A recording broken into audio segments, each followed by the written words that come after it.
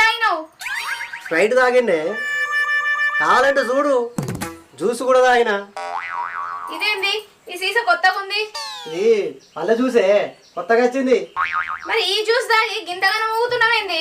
రోజు మందాడు కాదే, ఇలా మందు లేదు కాబట్టి పాన ఊతుంది కావచ్చు. అవునా?